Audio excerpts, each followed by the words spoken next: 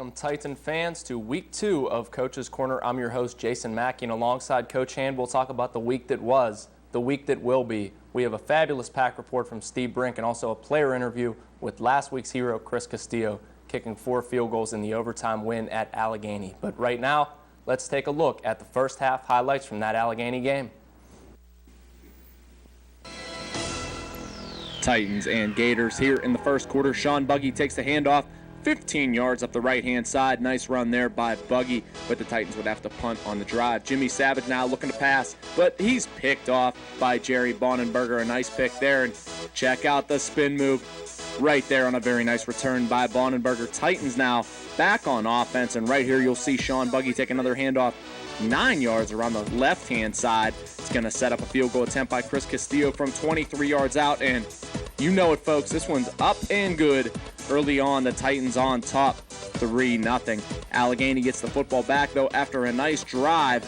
Jimmy Savage rolling to his right. He's running out of room, but he finds Matt Pertile in the corner of the end zone, 13 yards. Allegheny touchdown. Now, why is this idiot showing the extra point? Well, it played a huge factor in the game. They missed it after a delay of game call, so keep that in mind for later on. Right here, Barley back to pass, going to complete a nice one here to Brett Ziegler. That pass good for 10 yards, but Titans still punted on the drive. Now Patsy Maley with carry, but Ryan Shimura throws him down to the ground. Barley back, and well, it's complete to Scott Davenport nonetheless. Titans couldn't get it done on the drive, though. As you see right there, Barley can't handle the shotgun snap. They got a punt. Rhodes on, though. He's good for at least one of these a game. Pins Allegheny down inside the 5. Nice punt there by Dusty Rhodes. Now Jimmy Savage, he'll be back to pass, but he is not going anywhere. Brought down there by Matt Handhold. Beautiful sack. But Allegheny got some offensive momentum going here at the end of the half. Patsy Maley, 23 yards up to the Allegheny 46. And then right here, Jimmy Savage drops back and finds Kyle Geiser. That one good for 17 yards, and it sets up a field goal attempt by Josh Whiteside. And it's going to put the Gators on top. 9-3 at the half. Good from Whiteside. Welcome back to Coach's Corner. Jason Mackey and Coach Hand here to talk about the first half of Allegheny. But, Coach, can you play these guys without going to OT? I don't know. I tell you what, Coach Smith left a lot of positive things in the program, but he definitely left this jinx in the program. Now, last week we talked about your goal sheets in the locker room, what you check off, what you guys do. Check off a lot more goals this week as opposed to last? Oh, certainly, but the most important one is the first one at the top, and that's a win.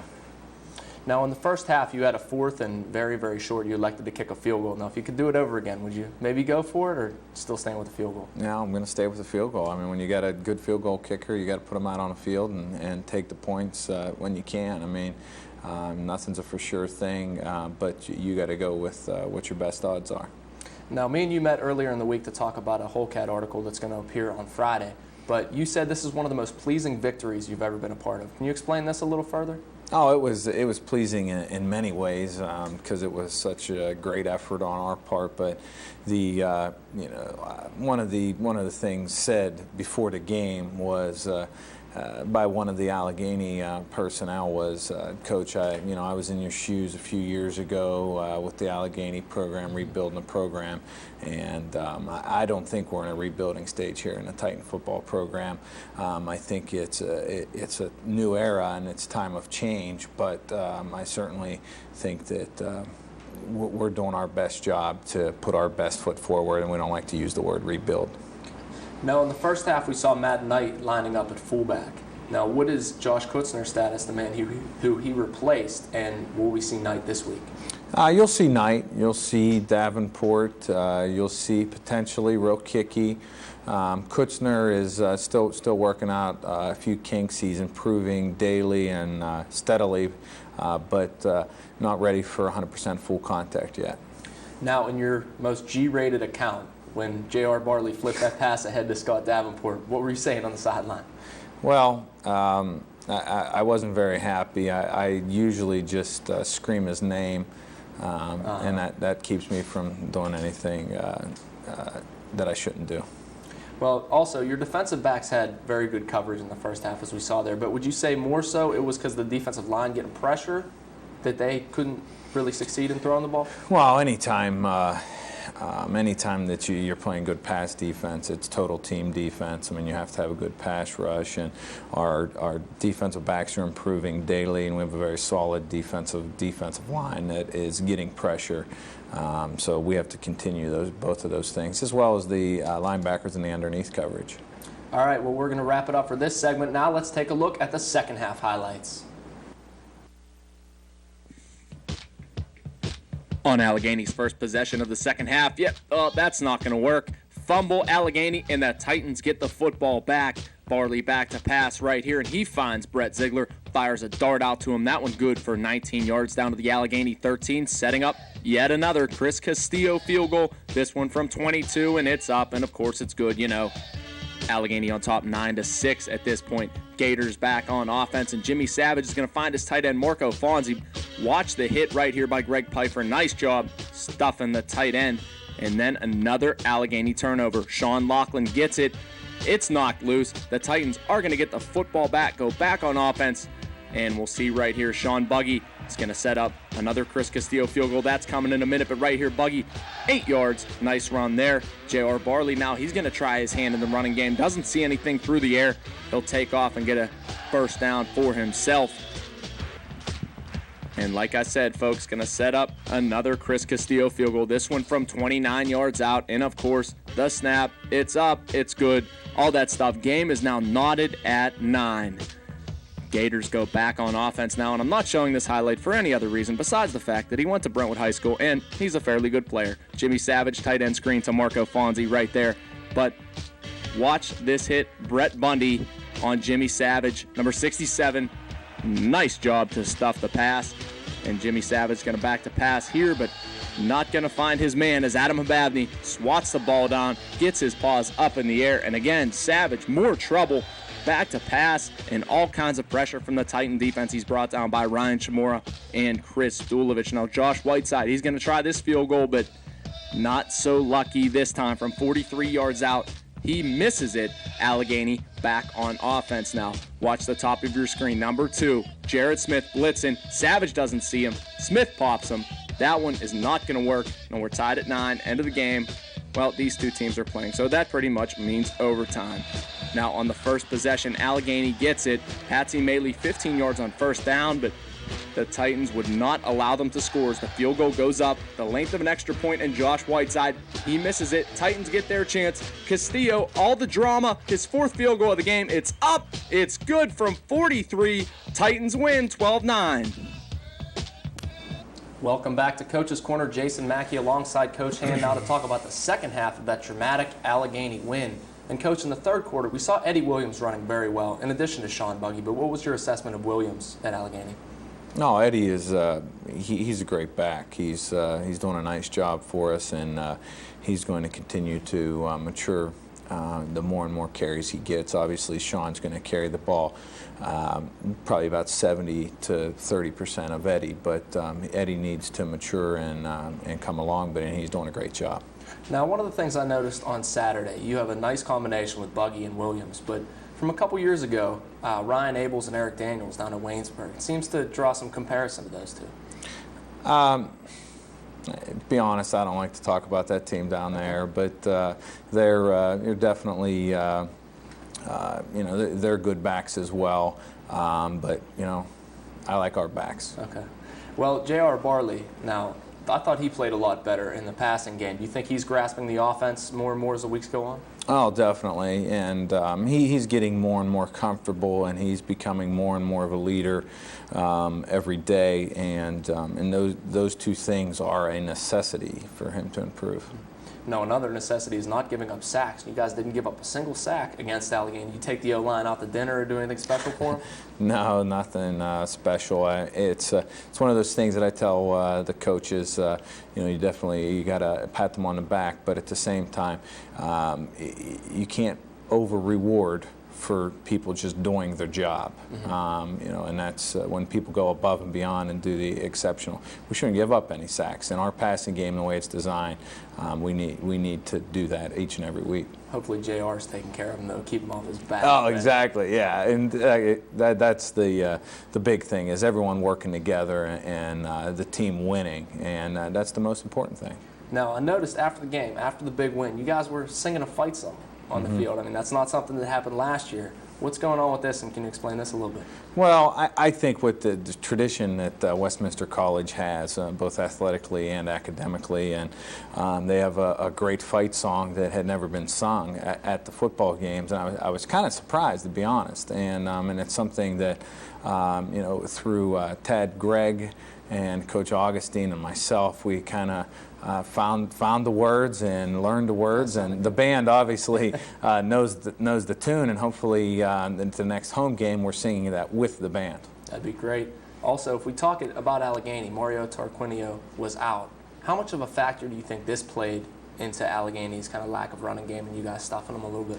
Mario Tarquinio is a good back. There's no doubt about that. And you know, and any time you're in a two back system, if one of them's not there, and if you're used to having that two back system, it definitely plays a role in it. And I'm not there each and every day at Allegheny to know what kind of a leader he is and how much of an impact it made on their team, but I know it had to play some role.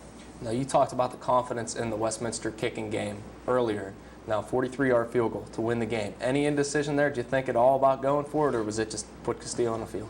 Oh, absolutely not. I mean, you know, when we got the ball back, and I knew we were kicking a field goal. I was hoping we would gain a few yards, but you know, we ended up on I believe it was a 1 yard or a negative 1 yard drive. And kick the field goal to win it. Now, if we look at this game as a whole, what do the Titans need to improve on going into Hiram this week to get another win? Well, we have to improve in all assets of our game. I mean, all aspects of our game. And the biggest thing is we have the win under our belt. We have that confidence now, but we can't get overconfident. We can't be comfortable where we are. And the things we have to work on is third down conversions on both sides of the ball. Is probably the biggest thing that we have to improve upon, and we have to improve upon our communication, offensively, defensively, and special teams. We're running people onto the field in an urgent fashion, which should not be the case. People need to know where they need to be, when they need to be there. Okay, well, that does it for this segment. We're going to take a short break and be back with Steve's Pack Report after this on Coach's Corner. Okay, girls at 3 o'clock. What is he looking at? Oh, it's so obvious. Captain Obvious has scored again. Open your window, say something. Oh, he's really gonna down. Hi. Hi. Hey, guys. Hi.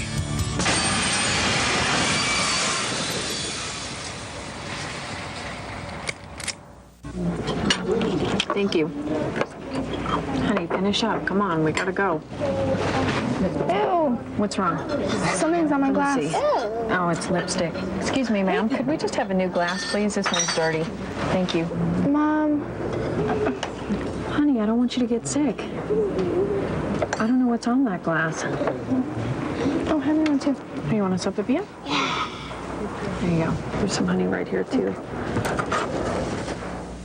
Picture yourself at Westminster College. Westminster offers an educational experience that is second to none.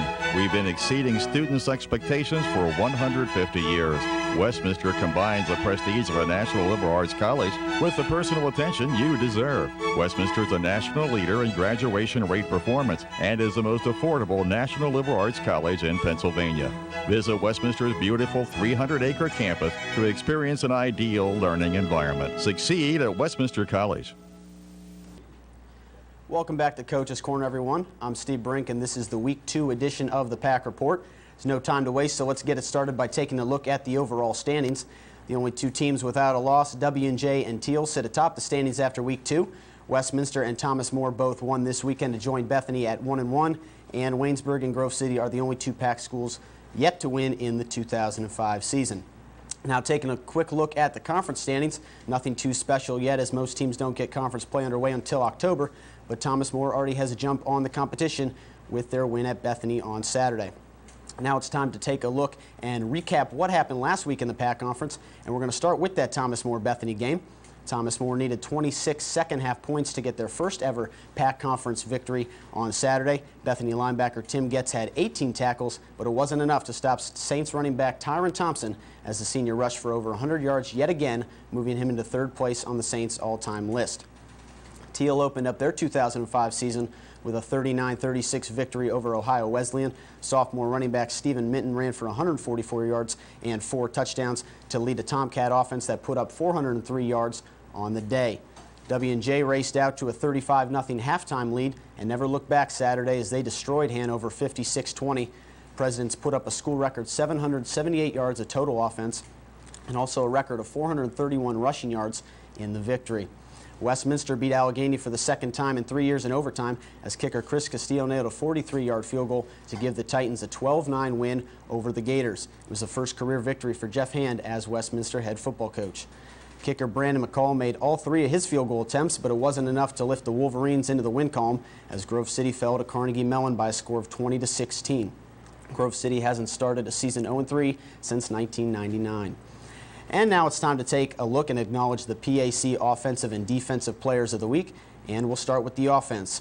Teal running back Stephen Minton gets the award as a sophomore from Seneca Valley High School rushed 25 times for 144 yards and a career-high 4 touchdowns, even though 3 of those touchdowns came from inside the 5-yard line. On defense, Thomas More linebacker Mark Carlisle gets the nod.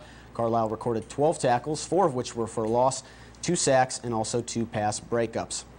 Now, of course, only 2 players can be named PAC Players of the Week, but we don't hate here on the Westminster campus. We always take time to acknowledge 5 other top performers from around the conference, and here's this week's edition of the Fantastic 5.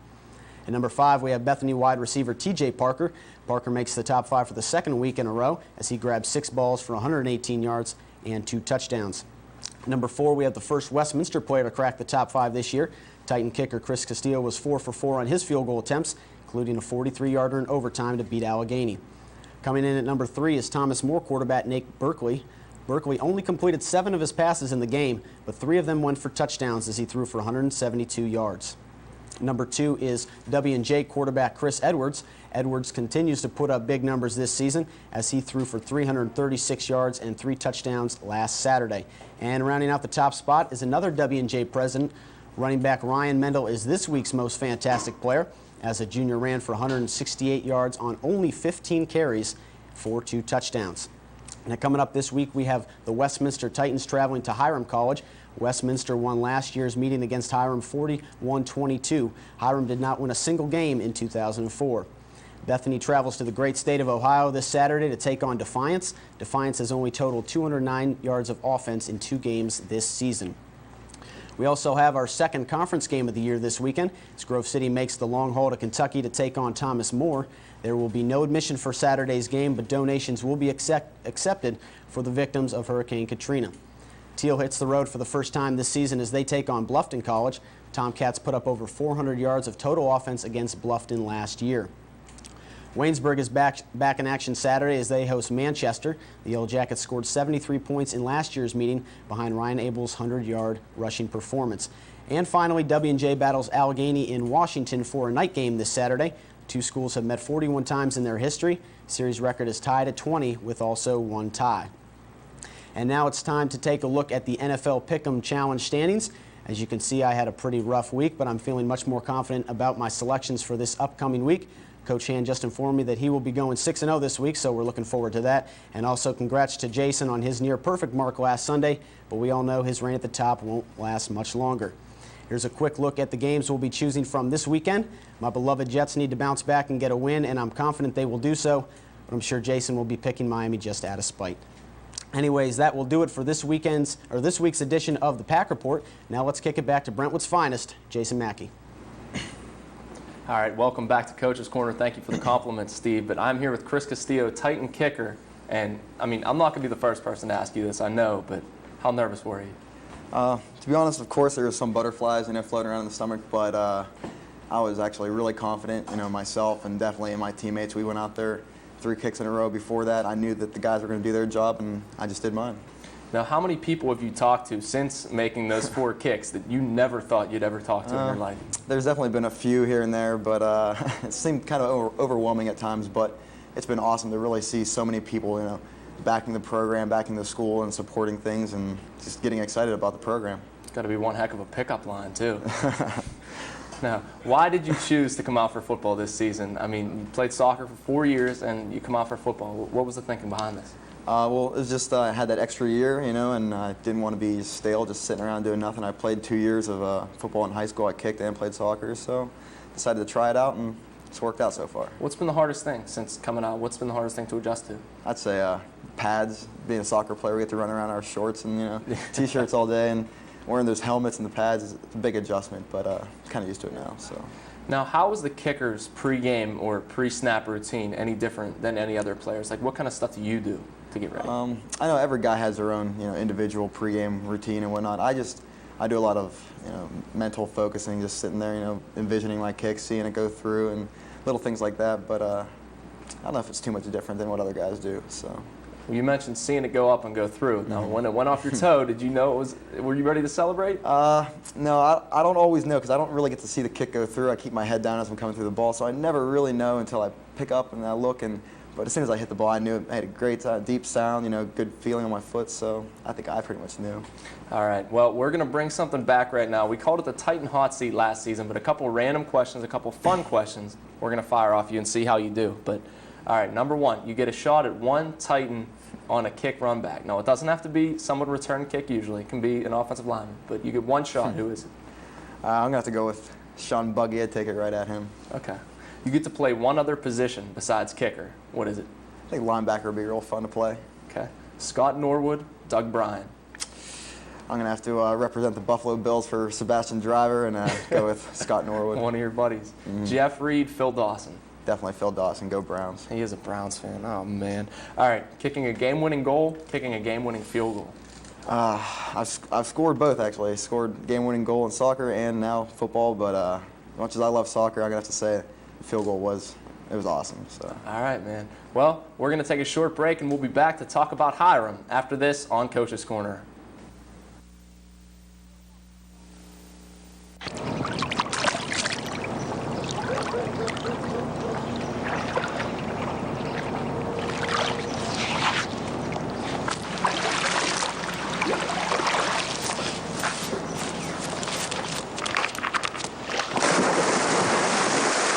There's a better way to have fun with history. Visit americaslibrary.gov. Log on, play around, learn something.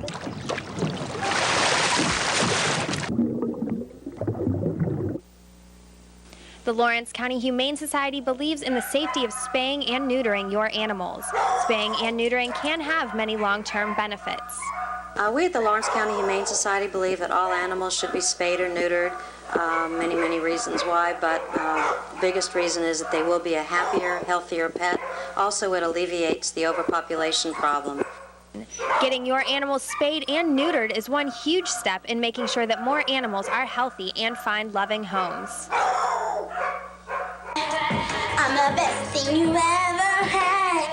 Only thing I'm guilty of is giving you too much love, making you crazy, making you rat, making me fall, making me suspect. Seem to think I'm playing her game. Don't you know, you never heard, this is me. There's a better way to have fun with history. Visit americaslibrary.gov. Log on, play around, learn something.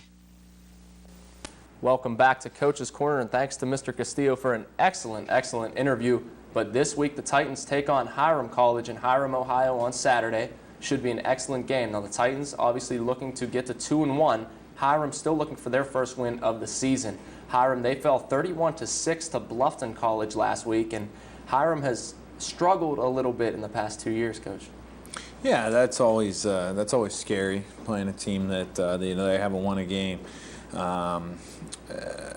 They didn't win a game last season, and they haven't won a game this season, and it's definitely something you get a little bit nervous about because you see the potential that they have out on the field, and you just hope that they're not putting it all together against you.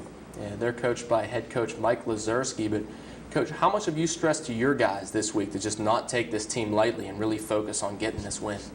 Well, as every week, I mean, we take it one game at a time. This is the only thing that we're focusing on, obviously, at this point in time. And I think what got their attention mostly is the fact that, last year, a good Titan football team let the Terriers hang around. And I think they only scored 50, 60 points last year all season, and 22 of those came against the Titans. So the guys know that they have to be on their best on Saturday. Now, the Titans boasted a great running game last year against Hiram. Scott Freilich, I think 34 carries, 254 yards, 4 touchdowns, something in that neighborhood, but certainly had it going on the ground. Any plans to air it out maybe a little bit more this year against Hiram? Well, no, we're going to stick with our game plan, and that's definitely to control the ball. And, we're not afraid to throw the ball if we're not able to run. But the key thing for us this week, as I already said, is us completing those 3rd down and 6s or 3rd down and 7 if we get in those situations. Now, Hiram's offense is led by quarterback Trevor Henderson. They got a couple guys that are going to carry the ball, but what kind of formations can we look for out of the Terrier offense, and talk about their offense, what they're going to do a little bit? Well, their favorite personnel grouping is 1 tight end, 1 running back, and 3 wide receivers. That's their favorite formation, and their receivers are 6'3", 6'4", 6'5". They definitely have some size. The quarterback from last year is playing at receiver this year. He's made some real nice catches on film, and he's a very good one. But they'll air it out. They're 65% pass at this point in time. Their fullback's their leading carrier. They do go with some 2-back personnel at times. Now, if we look at their defense, they run a 4-3, I believe, and a strong side, weak side linebacker. Maybe explain that a little bit, what they do with that defensive formation. Defensively, when you say a 4-3, anymore a way to 4-3 is it's so multiple. I mean, at times people are going to say we look like a 4-3, but most of the time the strong side linebacker is going to go towards the tight end. Weak side linebacker is going to go away from the tight end. And that's in most teams' terminology, and in Hiram's terminology, that's what it would be. They will mix up coverages more so than other teams. They're spread out in their coverages that they'll play behind their front. They'll play a fair amount of man-to-man and blitz a fair amount within drives. Now, that weak side linebacker the coach talked about, his name is Stephen Boxler, and certainly an excellent ball player, probably the best they have on the defense, 18 tackles so far this season. But, Coach, what do you guys plan on doing offensively to control Boxler on the defensive front?